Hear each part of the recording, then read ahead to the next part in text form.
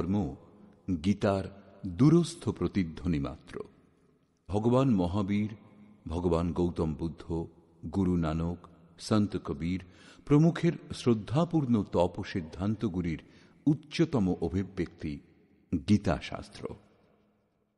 গীতার দিব্যবাণী আপনাদের সকলের আত্মদর্শনের জন্য প্রস্তুত করা হয়েছে।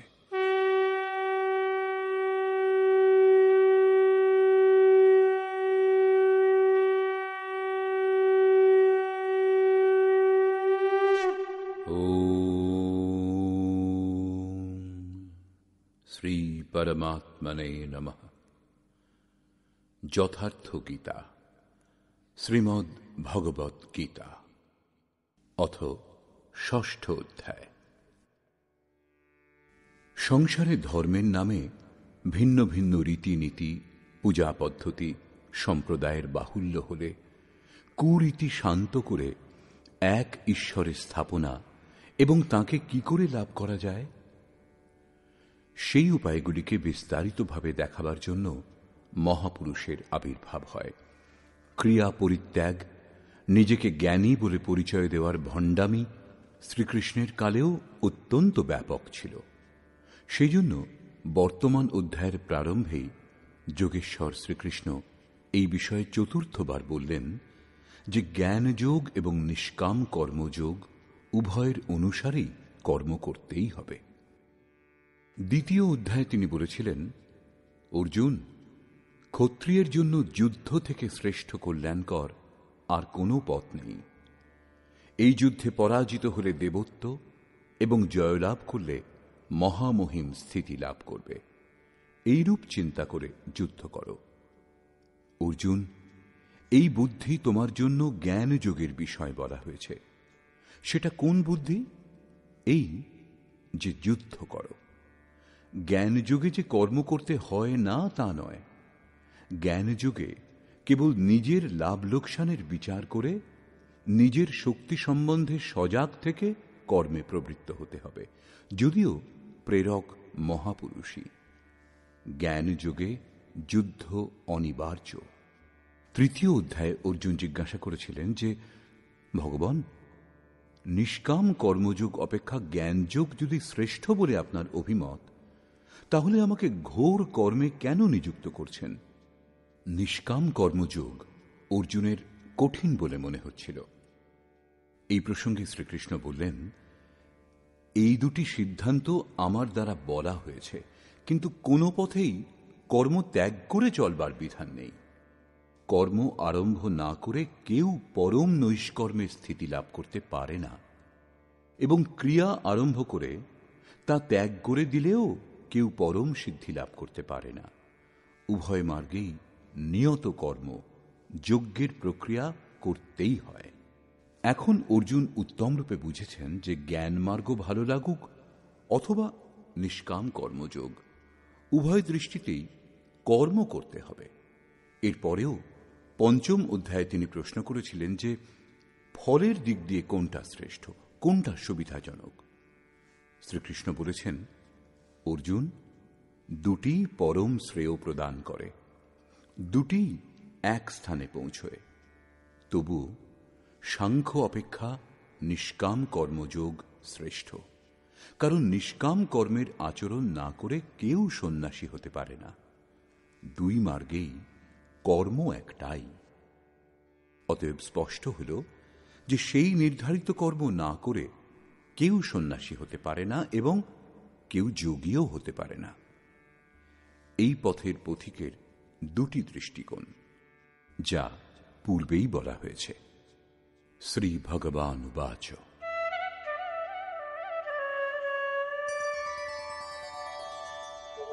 অনাশ্রিতঃ কর্মফলম কার্যং কর্ম করোতি যঃ স সন্ন্যাসী চ যোগী চ ন নিরগ্নির্ন চাক্রিয়ঃ।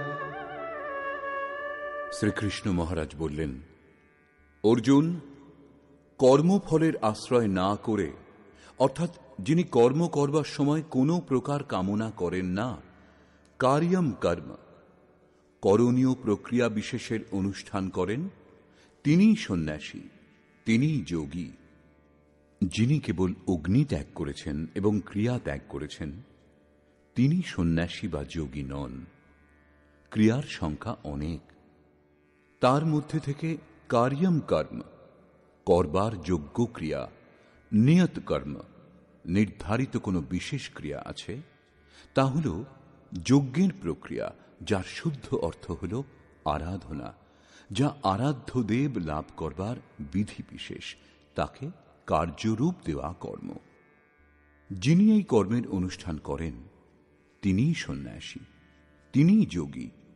যারা অগ্নিত্যাগী বলে যে আমরা অগ্নি স্পর্শ করি না, অথবা কর্মত্যাগী বলে যে আমাদের কর্ম করবার দরকার নেই, আমরা আত্মজ্ঞানী। কর্ম আরম্ভ না করে যারা এরূপ বলে, করণীয় ক্রিয়া বিশেষের আচরণ করে না, তারা সন্ন্যাসীও নয়, যোগীও নয়। এই প্রসঙ্গে আরও বলছেন,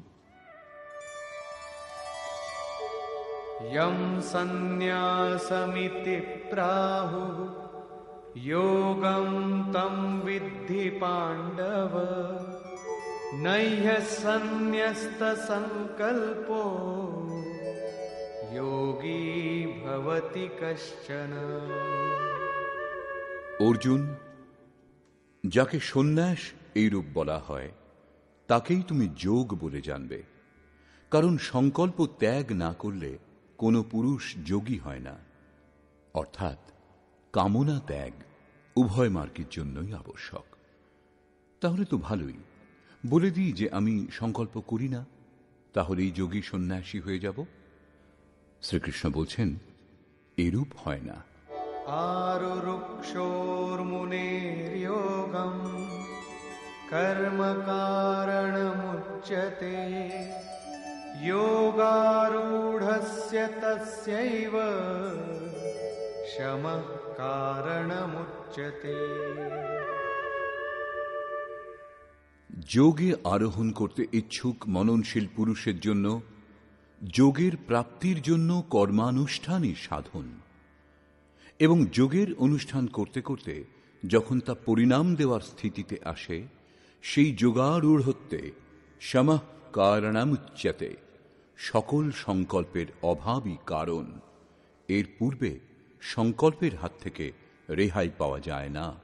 এবং यदा हिनेन्द्रियार्थेषु न कर्मस्वनुषज्यते सर्वसंकल्पसन्न्यासी योगारूढस्तदोच्यते।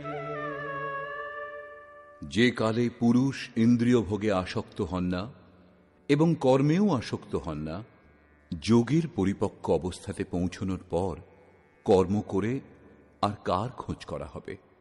অতএব নিয়ত কর্ম আরাধনার আর প্রয়োজন হয় না। সেই জন্য তিনি আর কর্মে আসক্ত হন না। সেই সময় সর্বসংকল্প সন্ন্যাসী, সর্বসংকল্পের অভাব দেখা দেয়। একেই বলে সন্ন্যাস। এই হল যোগারূঢ়ত্ব। পথে সন্ন্যাস বলে কিছুই নেই। এই যোগারূঢ়ত্বে কি লাভ? उद्धरेदात्मनात्मानं नात्मानमवसादयेत् आत्मैव ह्यात्मनो बन्धुः आत्मैव रिपुरात्मनः। অর্জুন, মানুষের কর্তব্য এই যে নিজেই নিজেকে উদ্ধার করবে, আত্মার যাতে অধোগতি না হয়। কারণ এই জীবাত্মা স্বয়ং নিজের বন্ধু, আবার স্বয়ং নিজের শত্রুও। কখন শত্রু হয় আর কখন মিত্র হয়, এই প্রসঙ্গে বলছেন, বন্ধুরাত্মাত্মনস্তস্য येनात्मैवात्मना जितः अनात्मनस्तु शत्रुत्वे वर्तेतात्मैव शत्रुवत्। যে জীবাত্মা দ্বারা মন এবং দেহেন্দ্রিয়াদি জয় করা হয়েছে, তার জন্য তারই জীবাত্মা বন্ধু, এবং যার দ্বারা মন, ইন্দ্রিয় সমূহ এবং দেহ জয় করা হয়নি, তার জন্য শত্রু সে স্বয়ং। এই দুটি শ্লোকেই শ্রীকৃষ্ণ একটা কথাই বললেন যে নিজের আত্মাকে নিজেই উদ্ধার করুন, তাকে অধোগতিতে নিয়ে যাবেন না, কারণ আত্মাই বন্ধু। এই সৃষ্টিতে অন্য কেউ শত্রু বা বন্ধু নয়। কি রূপে? যিনি মন ও ইন্দ্রিয় সমূহ জয় করেছেন, তার জন্য তার আত্মাই বন্ধুর মতো ব্যবহার করে, পরম কল্যাণকর হয়। এবং যিনি মন ও ইন্দ্রিয় সমূহ জয় করেননি, তার জন্য তার আত্মাই শত্রুর মতো ব্যবহার করে, নীচ যোনি এবং যাতনার দিকে নিয়ে যায়। প্রায় লোকে বলে, আমি তো আত্মা। গীতা শাস্ত্রে বলেছে, একে শস্ত্র ছেদন করতে পারে না, অগ্নি দাহ করতে পারে না, বায়ু শুষ্ক করতে পারে না। আত্মা নিত্য অমৃত স্বরূপ, শাশ্বত, অপরিবর্তনশীল, এবং সেই আত্মা আমাতেই বিদ্যমান। তারা গীতা শাস্ত্রের এই পংক্তিগুলি লক্ষ্য করে না যে আত্মা অধোগতিতেও যায়, আত্মার উদ্ধারও হয়, যার জন্য কার্যম কর্ম, করণীয় প্রক্রিয়ার আচরণ করলেই উপলব্ধি হয়, এই কথা বলা হয়েছে। এখন দেখা যাক অনুকূল আত্মার লক্ষণ কি।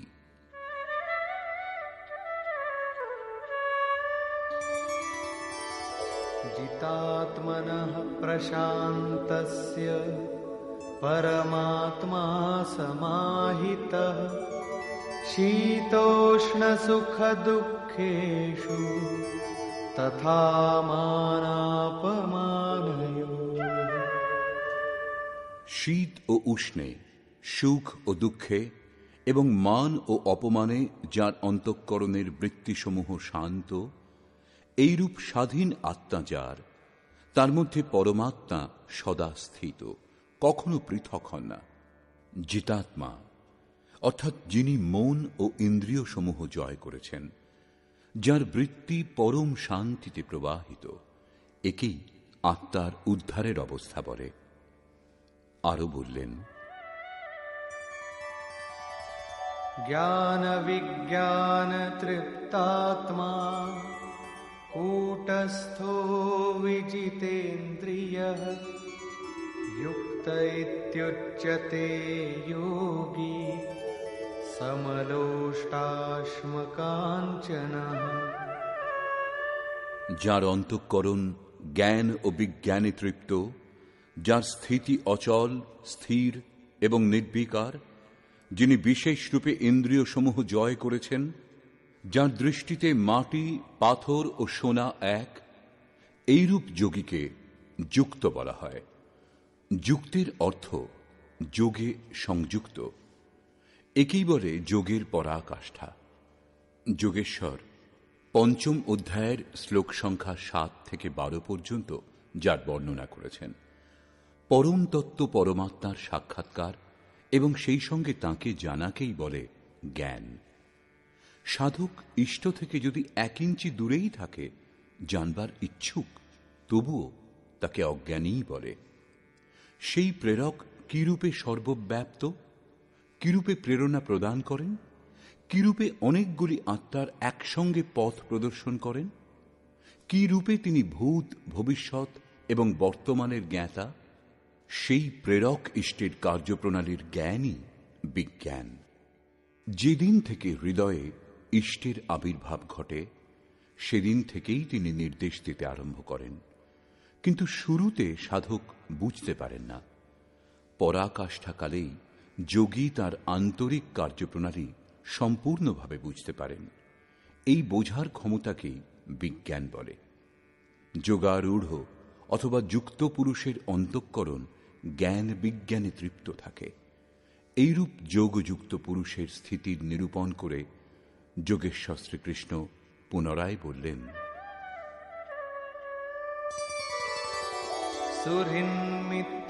सुहृन्मित्रार्युदासीन मध्यस्थद्वेष्य बन्धुषु साधुष्वपि च पापेषु समबुद्धिर्विशिष्यते।